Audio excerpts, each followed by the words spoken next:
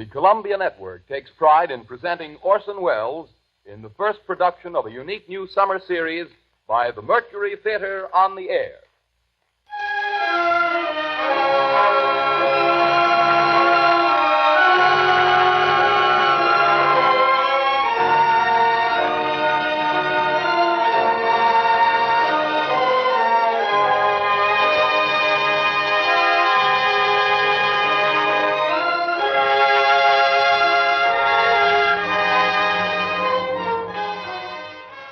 In a single year, the first in the life of the Mercury Theater, Orson Welles has come to be the most famous name of our time in American drama. Says Collier's Magazine, 23-year-old Orson Welles threw a bombshell into Broadway. Robert Benchley writes in The New Yorker, the production of the Mercury is, I should say, just about perfect. Time Magazine declares, the brightest moon that has risen over Broadway in years.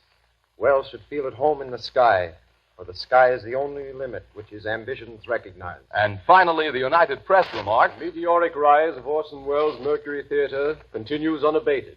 With 4 hit shows in its birth year, the Mercury might well close its door on a season unparalleled in Broadway history. But Mr. Welles has long been working on a project for a greater audience, the Broadways of the entire United States. The Columbia Network is proud to give Orson Welles the opportunity to bring to the air those same qualities of vitality and imagination that have made him the most talked-of theatrical director in America today. And it is this project which Columbia brings you this summer, the first time in its history that radio has ever extended such an invitation to an entire theatrical institution. But here is Orson Welles himself to tell you about it. The director of the Mercury Theater, the star and producer of these programs, Orson Welles. Good evening. The Mercury Theater faces tonight a challenge and an opportunity for which we are grateful. We will present during the next 9 weeks many different kinds of stories. Stories of romance and adventure, biography, mystery, and human emotion. Stories by authors like Robert Louis Stevenson, Emile Zola, Dostoevsky, Edgar Allan Poe, and P.G. Wodehouse. In the cast tonight are Martin Gable, the Cassius of our production of Julius Caesar, and George Coulouris, who played Antony in that production and appeared also in our Shoemaker's Holiday and Heartbreak House, and other leading Mercury Theater players. We're starting off tonight with the best story of its kind ever written. You will find it in every representative library of classic English narratives. It is Bram Stoker's Dracula. The next time I speak to you, I am Dr. Arthur Seward. George Coulouris plays Jonathan Harker, and Martin Gable plays Dr. Van Helsing. It is Dr. Seward who tells the story, and so for the moment, goodbye, ladies and gentlemen. I'll see you in Transylvania.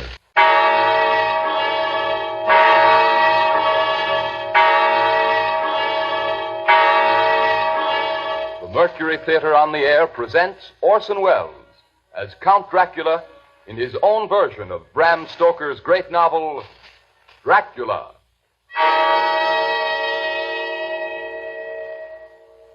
Ladies and gentlemen, my name is Arthur Seward.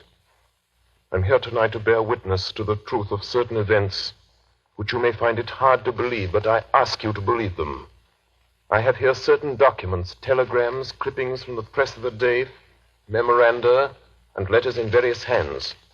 All needless matters have been eliminated, so that a history almost at variance with the possibilities of contemporary belief may stand forth as simple fact.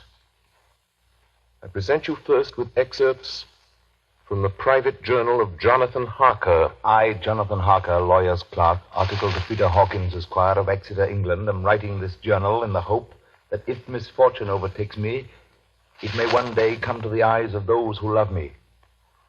I set out from London on the last day of April to visit one of our clients in Eastern Europe. On May the 3rd, I arrived in Budapest and came after nightfall to Klausenburg on the borders of Transylvania. At Bistritz, there was a letter of welcome for me from our client, informing me that his carriage would await me at the Borgo Pass. It was signed Dracula.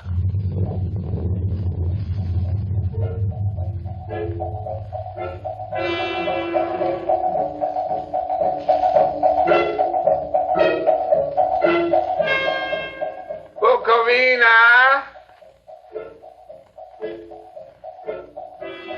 Couch for Bukovina!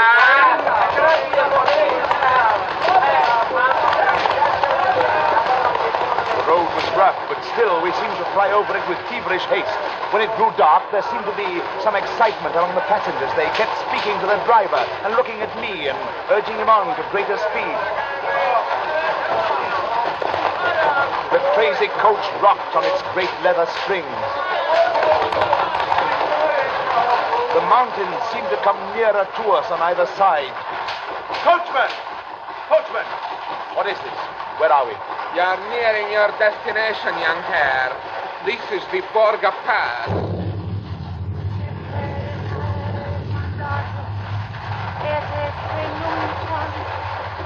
There were black, rolling clouds overhead, and in the air the heavy, oppressive sense of thunder.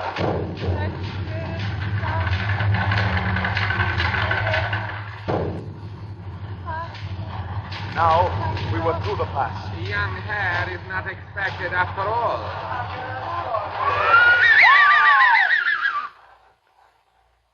You are early tonight, my friends. A caleche with 4 horses had drawn up beside us.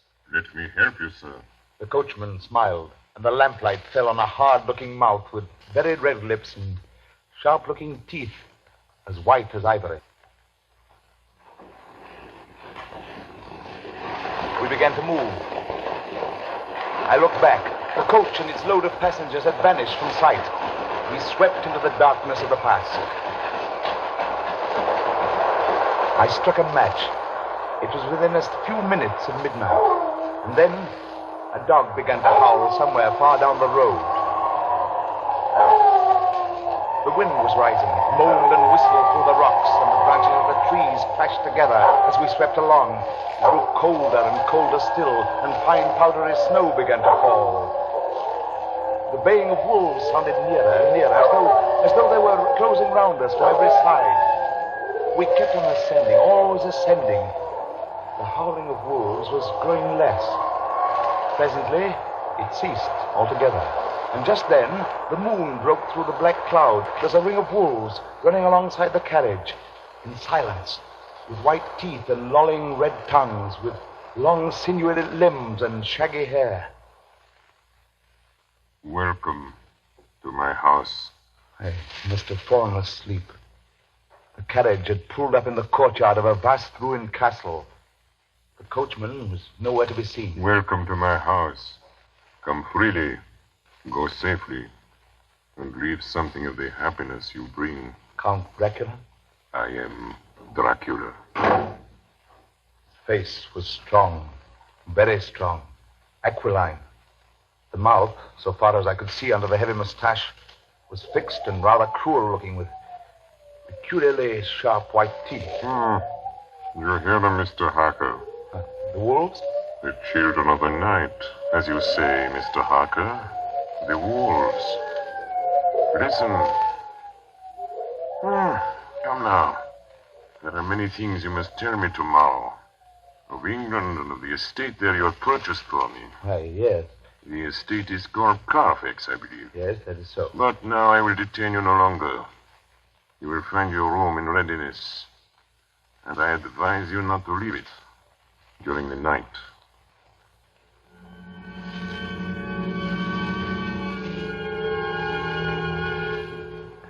This castle is on the very edge of a terrible precipice. A stone falling from the window would fall 1,000 feet without touching anything. I explored. There are doors everywhere, and all of them locked. The door to the great hall, the door to the courtyard, every door in the castle is closed, bolted against me. The castle of Dracula is a prison, and I am a prisoner.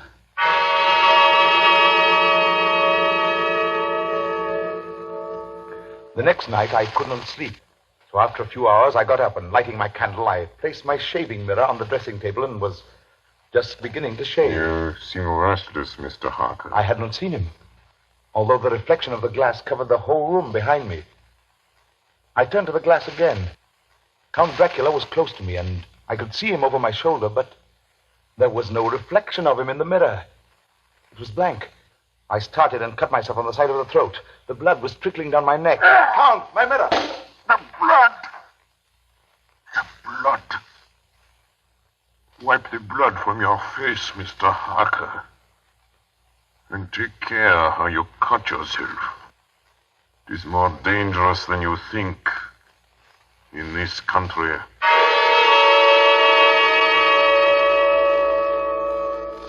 When I awoke, I found most of my things were gone. My passport, my notes, my letter of credit. I could find no trace of them anywhere. And my door is locked from the outside. June 20th. There is work of some kind going on in the castle. Now and then I hear the faraway muffled sound of mattock and spade. And last night, the second of the predated letters which Dracula made me write, the second of that series which is to blot out the very traces of my existence from the earth, went forth.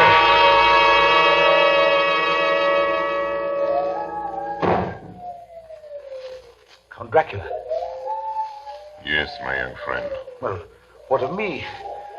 When am I free? When can I leave this place? Free? Mr. Harker, you're always free. You want to leave? Would you like to leave tonight? Yes, in God's name. My dear young friend, not an hour shall you wait in my house against your will. Come, follow me.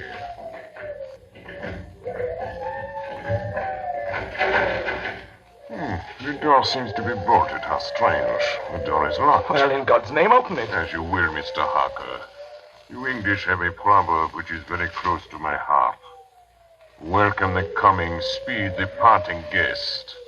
Good night, Mr. Harker.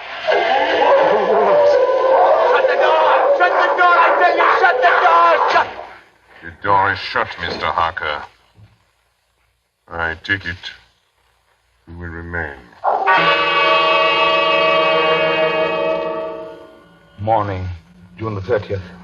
These may be the last words I ever write in this diary. Oh, God preserve my sanity.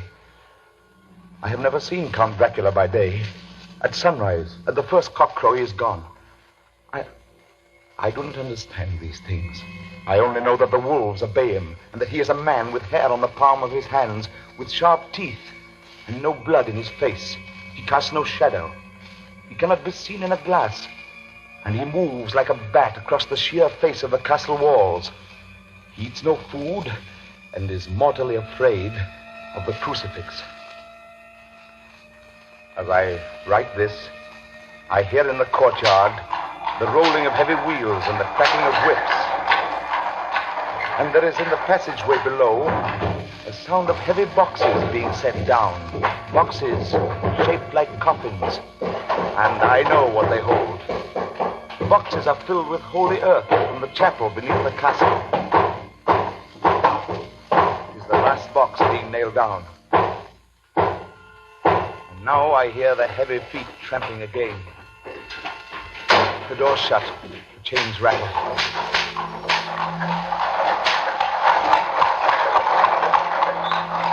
In the courtyard and down the rocky way, the roll of heavy wheels, the crack of whips. Help! Help! Help! The wagons have gone. I'm alone in the castle. I'm alone in the castle. I'm alone in the castle. I'm alone. I'm alone. I'm alone. Ladies and gentlemen, this is Dr. Seward. Mr. Harker's journal terminates at this point. I now present in evidence a clipping dated August 8th of that year from the Yorkshire Telegraph from our correspondent in Whitby. One of the greatest and suddenest storms on record was experienced here today. The weather has been somewhat sultry, but Saturday evening was fine. The band was playing. The piers were crowded with holidaymakers. The wind fell away entirely during the evening, and there was a dead calm. There were but few lights at sea. The only sail noticeable was a foreign schooner under full canvas, which was seemingly going westward. A little after midnight came a strange sound from over the sea, and high overhead the air began to carry a strange, faint, hollow booming. Then, without warning, the tempest broke. And there, with all sails set, was the foreign schooner rushing with terrific speed toward the shore. A searchlight was turned on her. And there, lashed to the helm, was a corpse with drooping head which swayed horribly to and fro at each motion of the ship. A moment later, she crashed. And then a strange thing was seen. At the very instant she touched, a huge dog sprang up on deck from below and, running forward, jumped from the bow onto the sand and, making straight up the east cliff toward the graveyard, vanished into the night. The Coast Guard, going aboard at dawn, found the dead man fastened to a spoke of the wheel. Tightly clutched in one hand was a crucifix. The man must have been dead for quite 2 days. In the pocket of the dead man's coat was found a bottle, carefully corked, containing a roll of paper. This proved to be an addendum to the ship's log. There was found on board only a small amount of cargo, and that of a most unusual nature. Apparently the ship carried nothing but earth, common earth, packed away in wooden boxes, shaped much like coffins.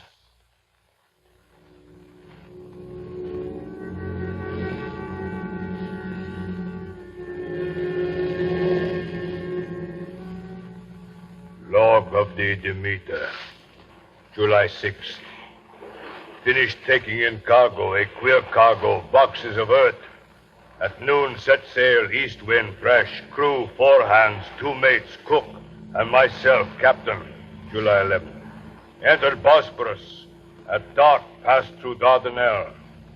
Mate reported in morning that one of crew, Balyoden, was missing. Took larboard watch 8 bells last night. He was relieved by Chalich. Never came to his bunk. Something aboard this ship. No. Don't laugh, Captain. In the rain last night. Oh? A tall, thin man go up companionway and along the deck forward and disappeared. When I go to the bow, no one. And the hatchways all closed. July 22nd. Rough weather last 3 days. All hands busy with sails. No time be frightened. Past Gibraltar and out through straits. All well. July 24th. Last night, another hand was lost. Disappeared. By Chalichev. Leave off watch midnight. Then we never see him again. Double watch now. They don't take watch alone no more. Double watch. Double watch. July 29th. Had single watch tonight as crew too tired to double. When morning come... Hey! Hey, Milo! Panoisin! Panoisin! Is Panoisin below? Banishing's gone. Banishing's gone like the others. Like all the others. Mate and I have agreed to go armed henceforth, July 30th. Last night, we are nearing England. Weather fine. All sails set. Captain! Captain! The man at the watch in the stairs was missing. Both missing. Now, only self and mate and 1 hand left to work ship. August 3rd. 2 days of fog and not a sail sighted. At midnight, I went to relieve the man at wheel, and when I got to it, found no one there. It's here. I know it now. I saw it. Like a man, tall and thin and ghastly pale. It was in the bows looking out. I gave it the knife, and my knife went through it. What? Empty as air. What is it? What are you talking about? It's here, and I'll find it. It's in the hold. In one of those boxes of earth. I'll unscrew them one by one and see. And see. He is mad. Stark raving mad. It's no use my trying to stop him. He can't hurt those big boxes. They are invoiced as common earth. Down in the hold. I know the secret now. The sea will save me from him. That's all that's left. That's all that's left. August 4th. I am all alone on my ship, and still the fog. I dared not go below. I dared not leave the helm. So here all night I stayed, and in the dimness of the night, I saw it. I saw him. God forgive me, but the mate was right to jump overboard. It was better to die like a sailor in the blue water. But I am captain, and I must not leave my ship. I shall tie my hands to the wheel when my strength begins to fail. And along with them I shall tie that which it dare not touch, my crucifix. I am growing weaker, and the night is coming on.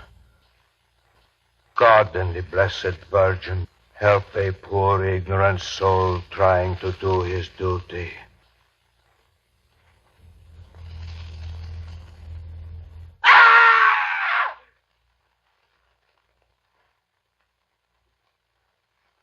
You are listening to the Columbia Network's first presentation in a new summer series of unique dramatic productions featuring Orson Welles and the Mercury Theater on the air. In just a moment, our story of Bram Stoker's Dracula will continue. This is the Columbia Broadcasting System. We continue now with Columbia Network's presentation of Orson Welles and the Mercury Theater on the air in Dracula. Telegram, Seward, Perfleet, to Van Helsing, Amsterdam. Lucy Westenra in alarming condition. Cannot diagnose. Come at once. Seward. Telegram, Van Helsing, Amsterdam, to Stuart, Perfleet. I'm on my way to you. Please arrange the examine patient immediately my arrival, Van Helsing. Ladies and gentlemen, I must now explain that 6 months before the events recorded here, I had become engaged to a young lady, Lucy Westenra. We were to have been married in the spring. My old teacher, Professor Van Helsing, arrived at 4 the next afternoon. I took him at once to Lucy's house. She lay in a bed asleep. She was ghastly, chalkily pale. The red seemed to have gone even from her lips and gums, and the bones of her face stood out. Young Miss is bad. Very bad. She must have blood or she will die. Yet she is not anemic. The qualitative analysis of her blood gives quite normal condition. It is strange. I do not like to think how strange. Look! My God, her throat, look! The black velvet band that she always wore had dragged up a little and showed a red mark on her throat. Just over the external jugular vein were 2 punctures, not large, but not wholesome looking. The edges were white and worn looking. Well, what is it, Professor? What's wrong with her? Speak frankly. You can tell me the worst. I wish I could, Stuart. I wish I could. But I do not dare. But won't you tell me anything? I will tell you this. Your young lady is in a danger greater than death. You must believe me. If you leave her for 1 moment and harm befalls, you will not sleep easy thereafter.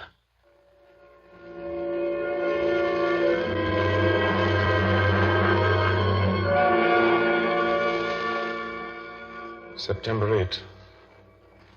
I sat up all night with Lucy. Arthur, I'm afraid. My dear, you can sleep tonight. I'm here watching you.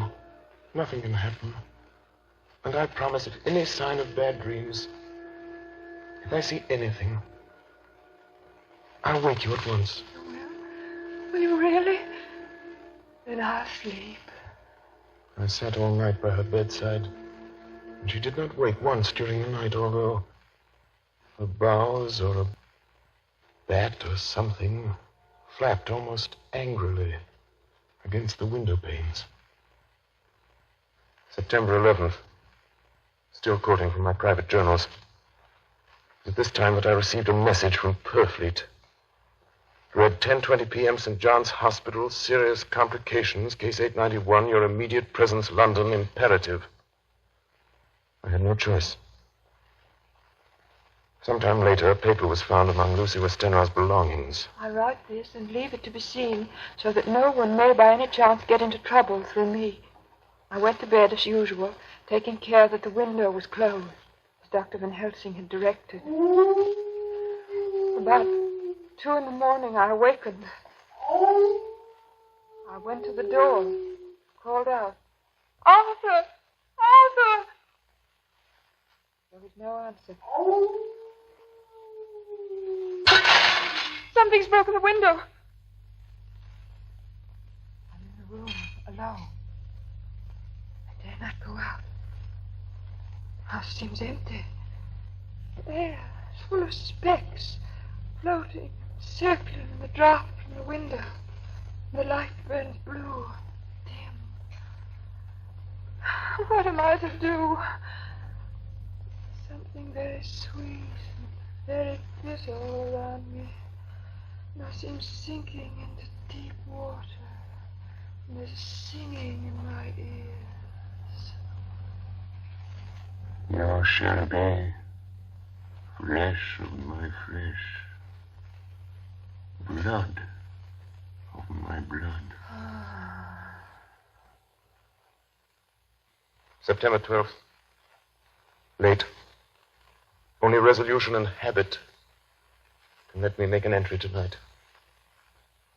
We found her sprawled on the floor. There was a draft in the room from the broken window. Her throat was bare, showing the 2 wounds, looking horribly white and mangled. We are too late, my friend. We have failed. God's will be done. She's dying. Yes. She's dying. Stay beside her. It will make much difference, mark me. Whether she dies conscious or in her sleep.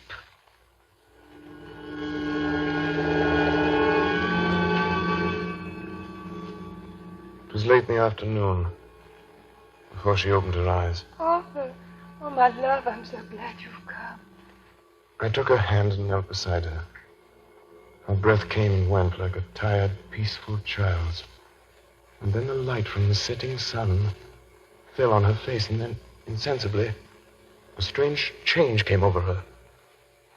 Her eyes grew suddenly dull and hard. Her breathing was heavy. The mouth opened, and the pale gums drawn back made the teeth look large and sharp. Arthur, oh, my love, I'm so glad you've come. Kiss me. Bend down and kiss me. Not for your life. Not for your living soul and hers. Lucy! She's dead. Poor girl. There's peace for her at last. The end. Not so. It is only the beginning. Wait and see.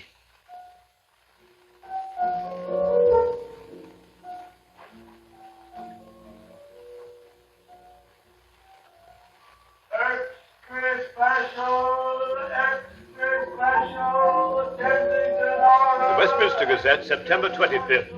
A Hempstead mystery. The Kensington horror, the stabbing woman, and the woman in black are vividly recalled to mind by a series of events that have taken place recently in the neighborhood of Hempstead. Several cases have occurred of young children straying from home or failing to return from their playing on the heath. In all these cases, the children have given as their excuse that they have been with a beautiful lady who offered them chocolates. In each case, the child was found to be slightly torn or wounded in the throat. The wound seemed such as might be made by a rat or a small dog.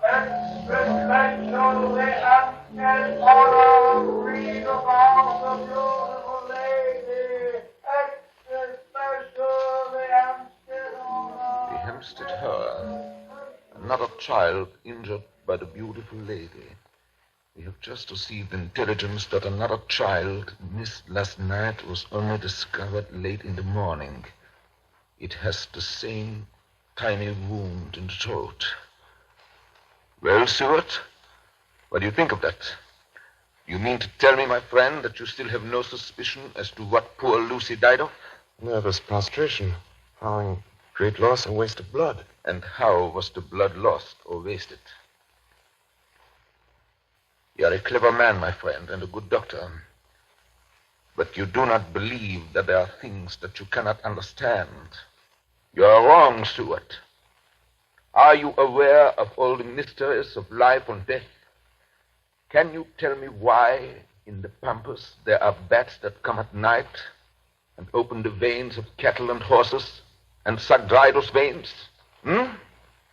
How in some islands of the western seas there are bats which hang on trees all day, and then when the sailors sleep on deck because it is hot, flit down on them, and then in the morning are found dead men as white as Miss Lucy was?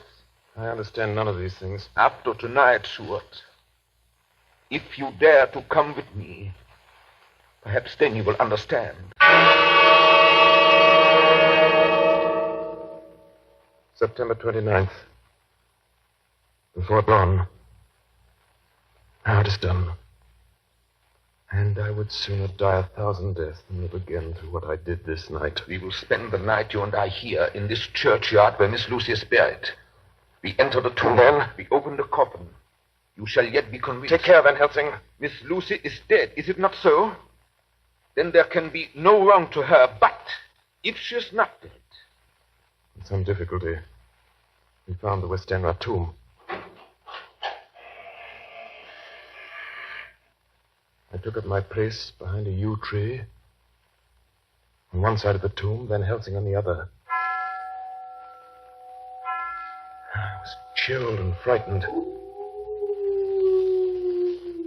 Suddenly, I saw something moving between two yew trees. A dim, white figure which held something at its breast. The figure stopped. I could not see the face, for it was bent down over what I saw to be a fair-haired child. There was a sharp little cry, such as a child gives in sleep, or a dog as it lies before the fire and dreams. Then the thing saw us. She drew back with an angry snarl. The lovely blood-stained mouth grew to an open square. If ever a face meant death, I saw it at that moment. Then suddenly she turned and vanished in the direction of the tomb. Child is not harmed. We leave him in a safe place where the police find him. There's more to do. Come. Now we were in the tomb. Then in the coffin, the thing lay. Like a nightmare of Lucy, the pointed teeth, the blood-stained mouth. Van Helsing never looked up. From his bag, he took out a book, his operating knives, a heavy hammer, and a round wooden stake, some 2 or 3 inches thick, sharpened to a fine point, and hardened over a fire. Stuart, the life of this unhappy woman is just begun. When she become what you call undead, there comes with the change the curse of immortality. She cannot die, but must go on age after age, adding new victims. Because all that die from the preying of the undead become themselves undead and prey on others. So the circle goes on, ever widening as the ripples from a stone thrown in the water.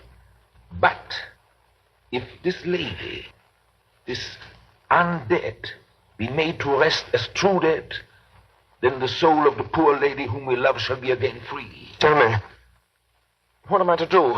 Take this stake in your left hand, the hammer in your right. Yes? Place the point over the heart. Yes? Then, when I begin the prayer for the dead, in God's name strike. Oh. Are you ready? Now, Domine Jesu Christe, Fili de vivi, qui in manus tuas ex voluntate Patri.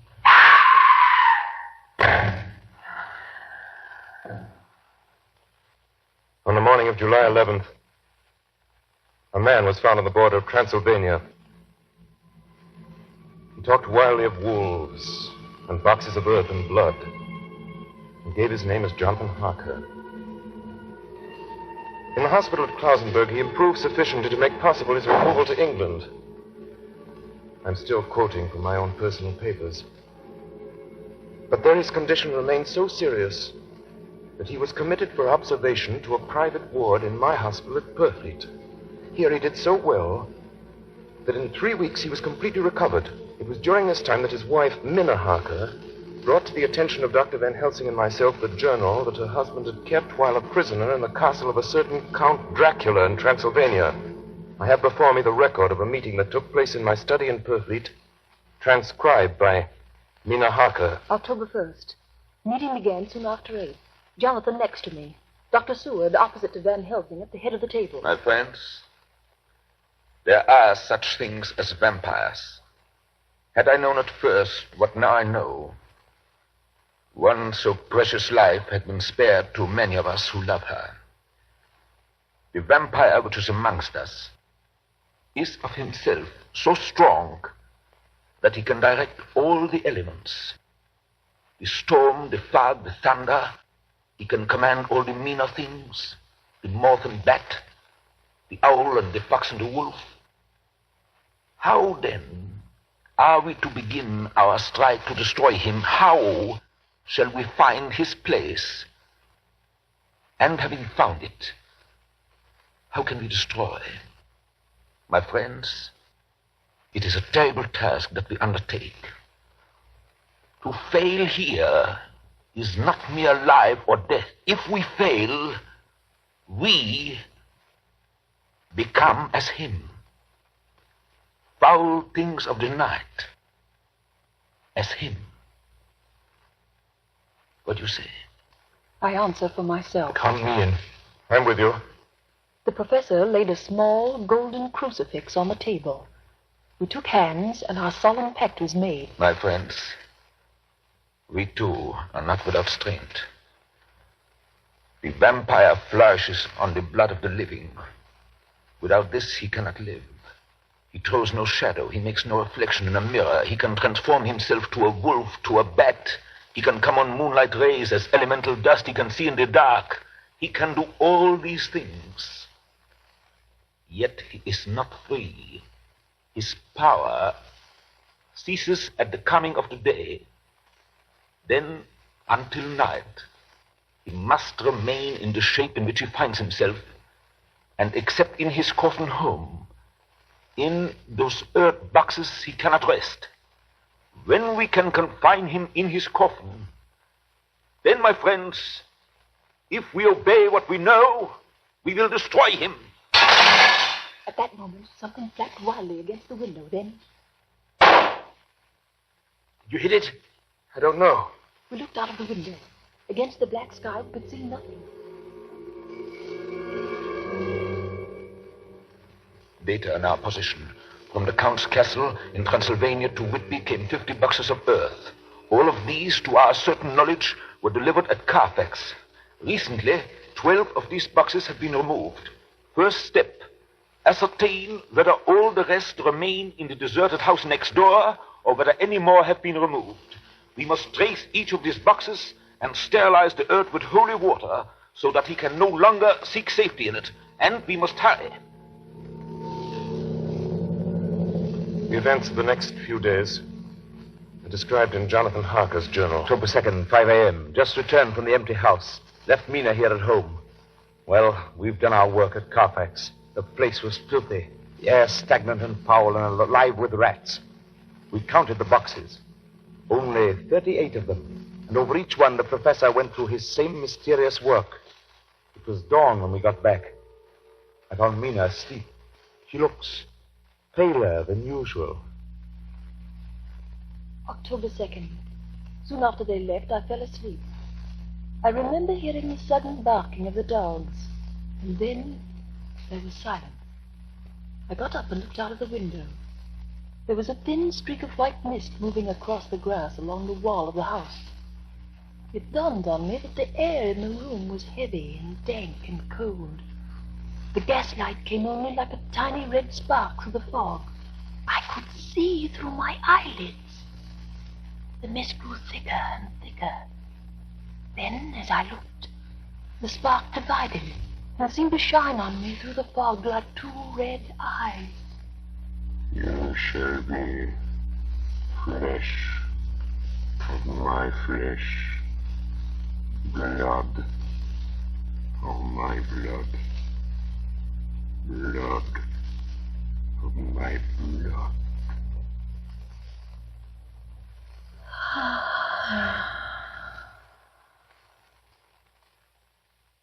October 2nd, 8 p.m. We're on the track. 12 boxes were delivered last week to an empty house at 347 Piccadilly.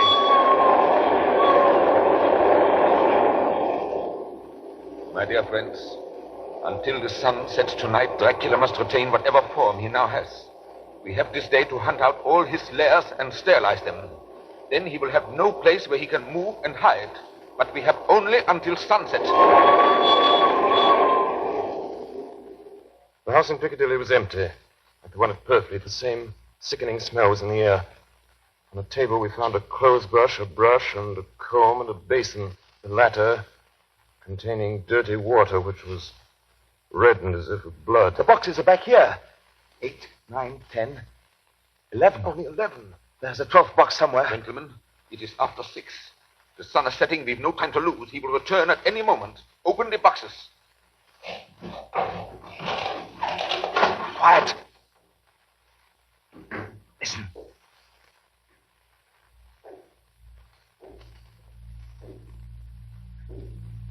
Be ready.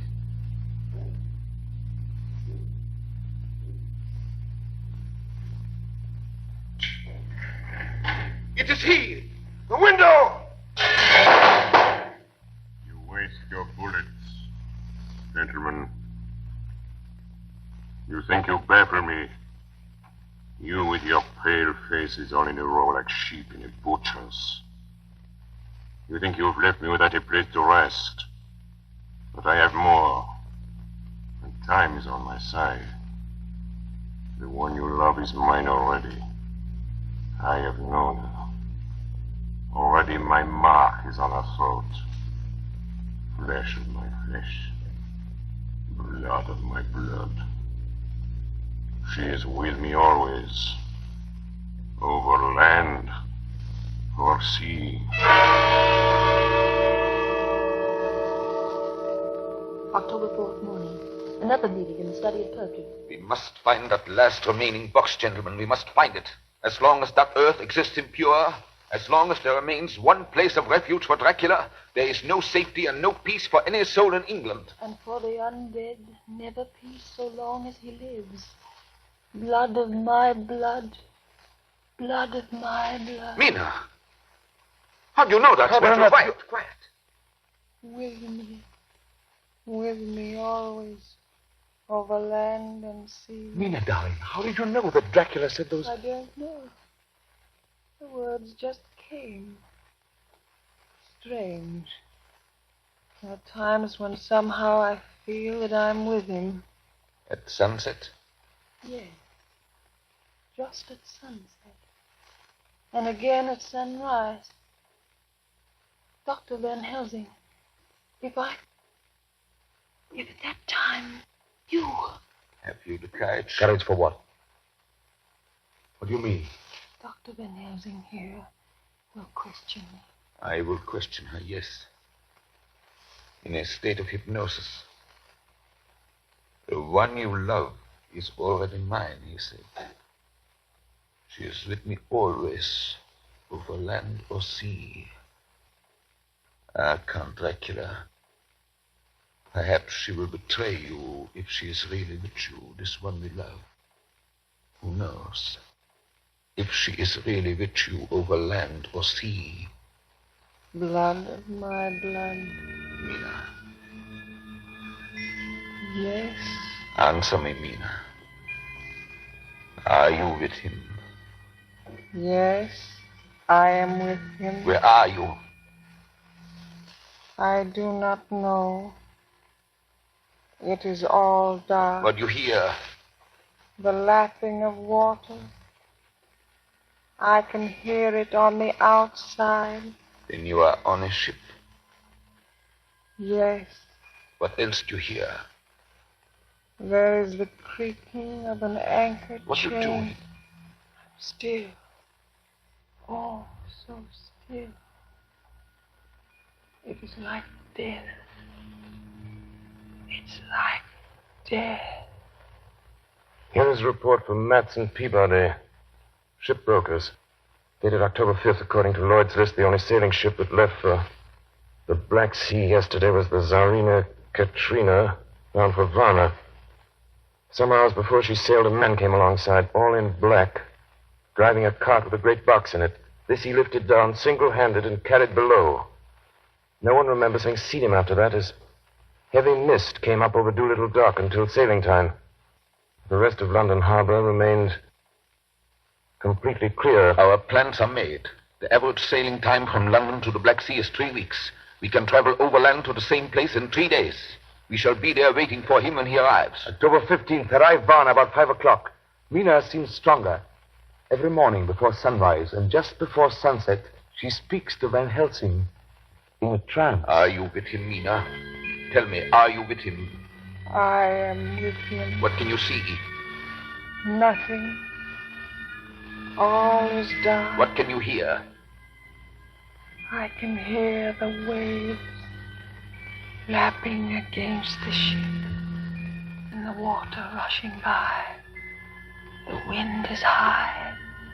I can hear it in the shrouds, and the bow throws back the foam.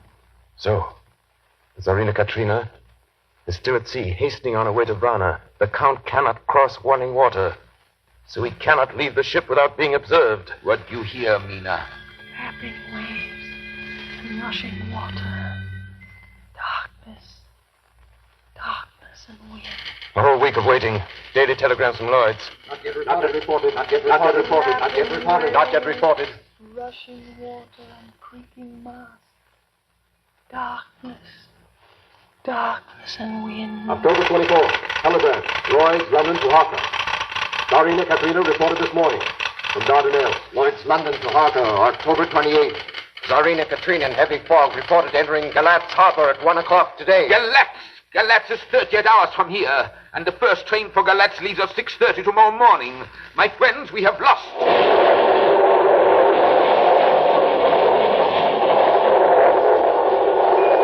am with him. I can say nothing. Nothing. I can hear men's voices calling, and the roll and creak of oars in rowlocks. I can feel the air blowing upon me. October 29th, evening. We are due between 2 and 3 in the morning, but already at Bucharest we are 3 hours late. Something's going out. I can feel it pass me like a cool wind. I can hear far off confused sounds. Men talking in strange tongues. Fierce falling water and the howling of waves. There's another sound. A queer sound. Light. Light. Like what? Speak, Mina. Speak, I command you. I command you to speak.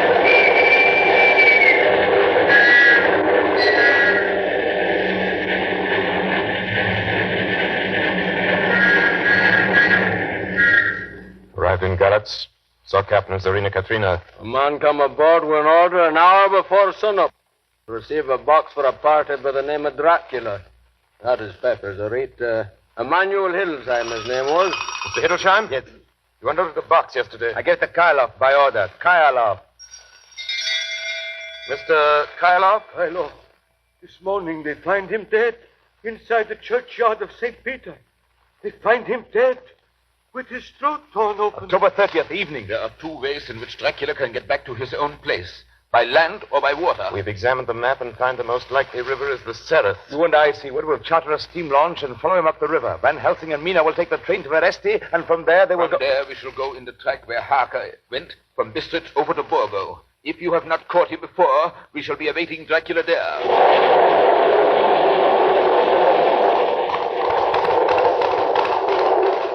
October 31st. We arrived at Veresti at noon, Van Helsing and I. Got a carriage here, and we start in an hour. Our enemy is still on the river. October 31st. We can run at good speed up the river at night. There's plenty of water, and the banks are wide apart. November 1st, evening. No news all day. We hear that a big boat went up the river before us, going at more than usual speed.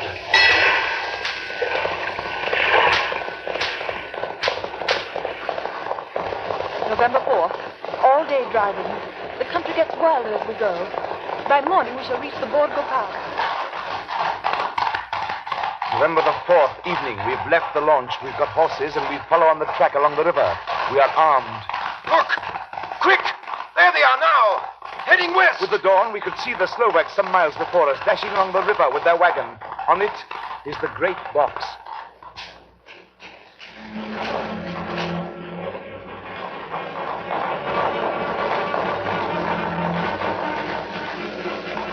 Late in the afternoon, we reached the Borgo Pass. Van Helsing! Look! Look! We could see a long way all around us.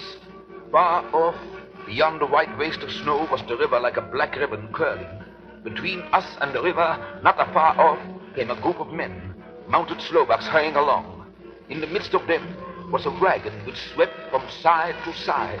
On the wagon was a great box. Look! We see two horsemen following fast, coming up from the south. Stuart and Harker. The Slovaks with their heavy wagon are losing their ground. Now the horsemen are not more than a mile behind us. Now the wagon is quite close to us. We can see the great box swaying crazily. Now they are almost upon us.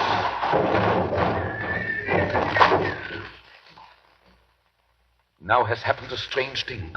The wagon smashed into a great rock bed in the snow, lost its front wheels, and turned over on its side, jammed against the stone. The horses tore loose from their traces and bolted, and the Slovaks scatter and vanish after them. Then silence. Silence like comes after ringing a bell. Look. His face. It is Dracula, sprawled out stiff and twisted in the smear of his own holy earth. The box, in falling, has emptied the dirt onto the snow. His face is old-looking. The skin is like paper. Dr. Seward, there's no time. Look at the sun. Sunset. In 1 minute there is darkness and he is forever lost to us. Have you the stake of wood and the hammer? Here. Now, Seward, pray for us.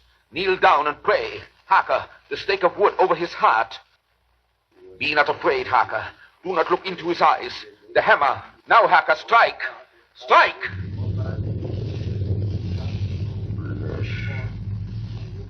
Flesh of my flesh. Guilt of my guilt. Death of my death. Speak and be manifest in the instant of your master's peril. Elements of darkness, rain, evil winds, mist, and mold, and tempest. Strike! The others couldn't. But somehow I can hear him speaking behind his eyes. Claw, wing, tooth, scale, tissue of flesh, death of my death, dead and undead. The hand of the living is over your master. Console him, my children. This instant is no longer than the space between two heartbeats, but the night is not here, and I am lonely. Come to your master, my children. Beguile him now in the instant of his peril. Beguile him with the sound of your names.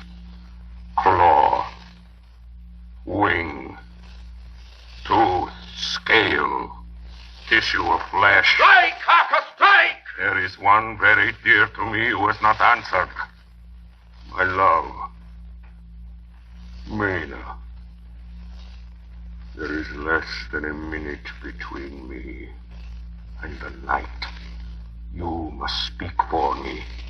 You must speak with my heart. Give them to me! Jonathan, give them to me! The stake of wood and the hammer! I shall never forget that moment. The look on poor Mina's face as she stood there, the angry scar standing out on her throat, her eyes like living coals in the last red of the sunset. She had torn the stake and the hammer out of my hands with the strength of an animal. Mina, do you know what you've done, woman? You know what you've done to us? You've released him. The evil is free. Look! The sun! As we looked down at Dracula, The eyes saw the sinking sun, and the hate in them turned to triumph. Flesh of my flesh, come to me, my love. Come into the night and the darkness. You have served me well, my love, my bride,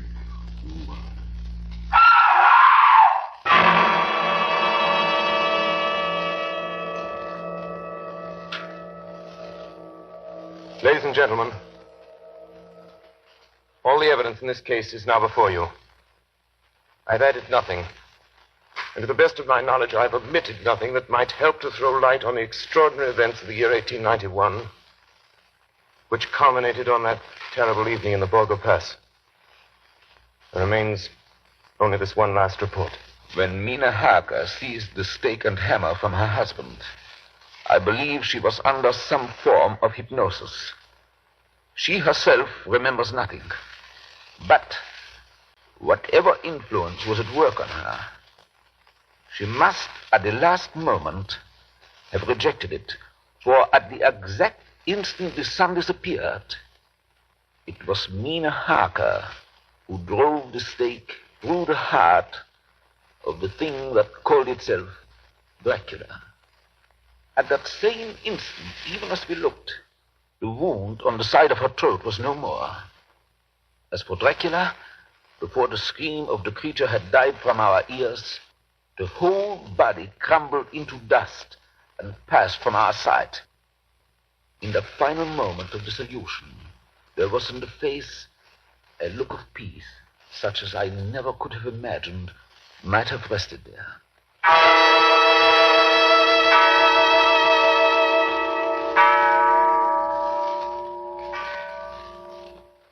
Tonight's production of Dracula by Orson Welles and the Mercury Theater was the first of 9 CBS broadcasts in which this brilliant group will bring to life a series of great narratives, all presented in the immediacy of the first-person singular.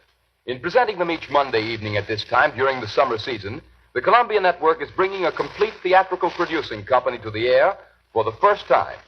In the cast tonight, Dr. Van Helsing was played by Martin Gable, Jonathan Harker by George Coulouris, Dr. Seward by Orson Welles, the Russian captain by Ray Collins, the mate by Carl Swenson, Mina Harker by Agnes Moorehead, Lucy Westenra by Elizabeth Farrar, and Count Dracula by Orson Welles.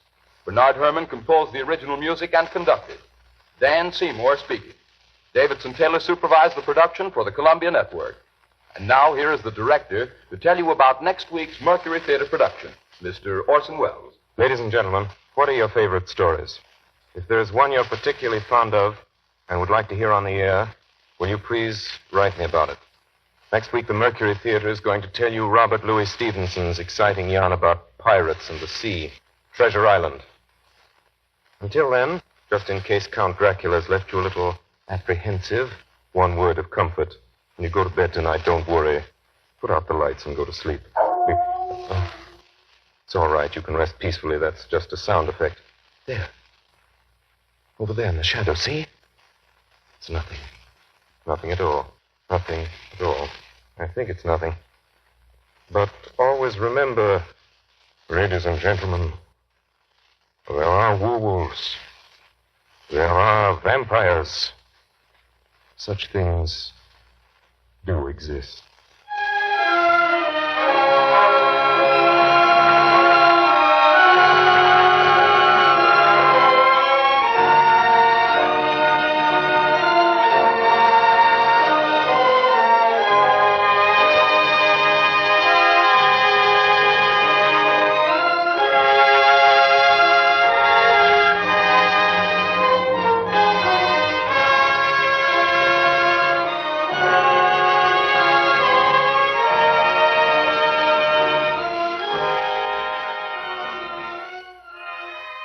This is the Columbia Broadcasting System.